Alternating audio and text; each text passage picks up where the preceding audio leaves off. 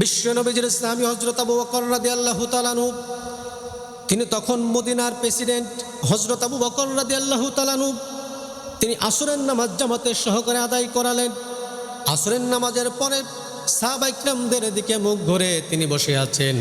এমন সময় ইহুদির ছোট্ট একটা মেয়ে এসে হযরত আবু বকর রাদিয়াল্লাহু তাআলা আনহুর কাছে এসে ডাক দিয়ে বললেন, ওগো আবু বকর, আপনি হলেন মদিনার প্রেসিডেন্ট, মদিনার সরকার, আমি হলাম ইহুদির মেয়ে। সুতরাং আমার বাবা ছোট্টবেলায় মারা গিয়েছে। আমার বয়স যখন অনেক ছোট তখন আমার বাবা মারা গিয়েছে। আমার মা এই মুহূর্তে অসুস্থ। দয়া করে মেহেরবানি করে আপনাকে আমার বাড়ি পর্যন্ত যেতে হবে। আমার ভাইয়েরা, হযরত আবু বকর রাদিয়াল্লাহু তাআলা আনহু তিনি আর দেরি করলেন না, কয়েকজন সাহাবীকে সঙ্গে করে নিয়ে ওই ছোট্ট মেয়েটার হাত ধরে তার বাড়িতে চলে গেলেন। এবার বাড়িতে যাওয়ার পরে দেখতে পেলেন তার মা খুব অসুস্থতার কারণে বিছানার ভিতরে কাতরাচ্ছেন। হযরত আবু বকর রাদিয়াল্লাহু তাআলা আনহু সহ কয়েকজন সাহাবী ওই ইহুদির সামনেই বসে পড়লেন, ডাক দিয়ে বললেন যে, মা কেন আপনি ডেকেছেন বলেন তো দেখি। এবার সেই ওই মেয়েটার মা ডাক দিয়ে বললেন, ওগো আবু বকর, আপনি হলেন মদিনার প্রেসিডেন্ট, মদিনার খলিফা।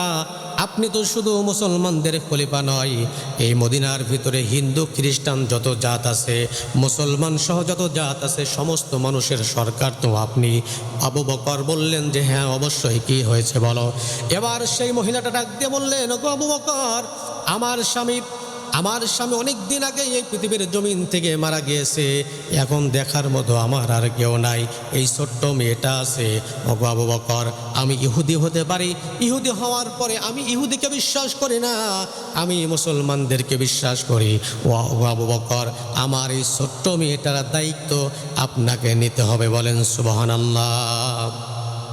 হযরত আবু বকর রাদিয়াল্লাহু তাআলা আনহু মহিলাকে সান্ত্বনা দিলেন, ডাক দিয়ে বললেন, ওগো মা শোনো, তুমি যেই কথাগুলো বললে এই মেয়েটার দায়িত্ব নাকি আমাকে নিতে হবে। ওগো মা শোনো, আজকে আমি কথা দিয়ে গেলাম, আমার মেয়ে আয়েশা যেমন আমার কাছে খুব দামি, খুব প্রিয়, আজকের থেকে তোমার মেয়েও আয়েশার মতো আমার কাছে খুব দামি আর খুব প্রিয়। জোরে বলুন সুবহানাল্লাহ।